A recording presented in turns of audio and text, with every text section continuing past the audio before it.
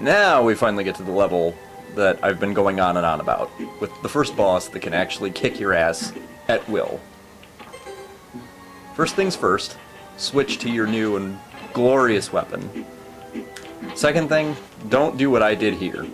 There's actually a bottle at the bottom of this level. For some reason I kept thinking there's something special and cool up here. No, there's dick up here. In fact, there's less than dick. There's some money, which you can get anywhere. Bottles trump money.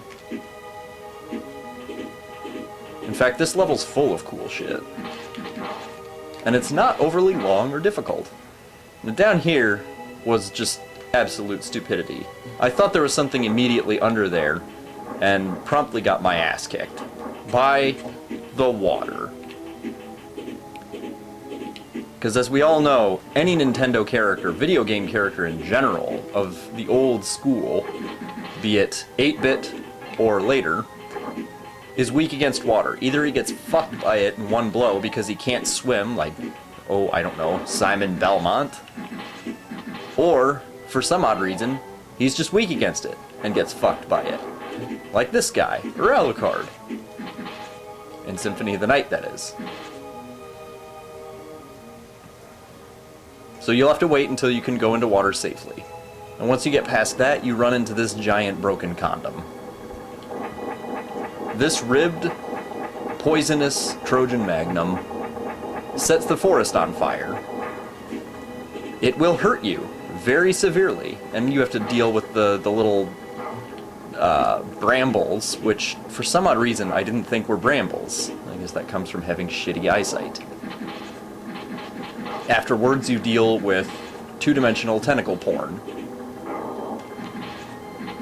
Being that you are an undead Chippendale, or not even undead, the damned soul of a Chippendale, you want to steer clear of ominous phallic imagery, because as a general rule, it will be coming for you. It will have its eyes set on you. And there will be nothing at all good going on behind those eyes.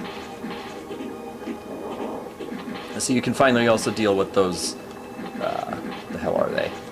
Those little zombie knights, whatever the hell they are. The slain clones of Ash from the Evil Dead series, yes.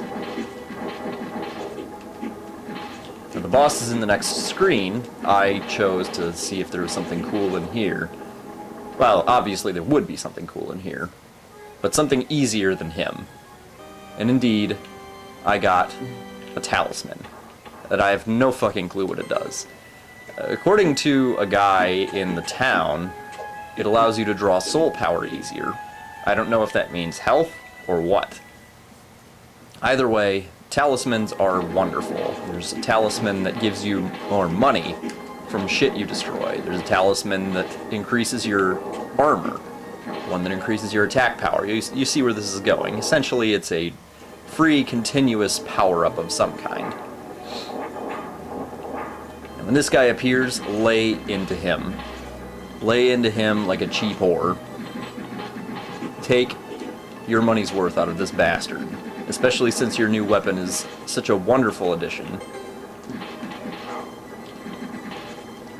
There's something key to note about him. One is that you don't want to fight him unless you have this weapon. Or if you're just that bad a motherfucker, which I am not. I could not beat this guy without this weapon. I could not beat him without the Pond Scum Fireball. And really, he's not that difficult.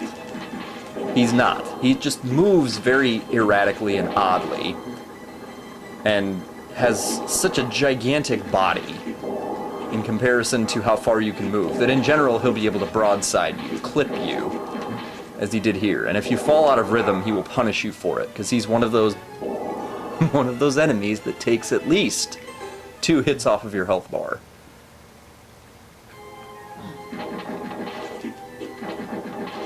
So the moral of the story is, do not fuck with that guy.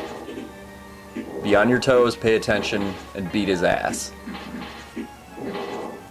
However, if you kill him, or if he kills you, the forest disappears and your mobility is tremendously increased because you can jump to full height without fear of hitting the flaming fucking trees around you. So, you know, Smokey the Bear would be shitting himself in this level.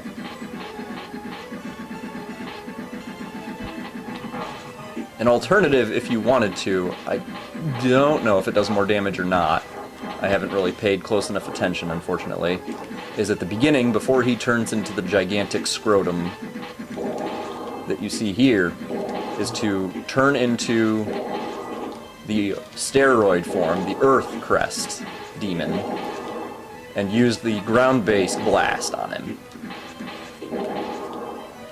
Because in general, you can get away from him in his first form. It's this form, with its fucked up flying patterns, that really gets you.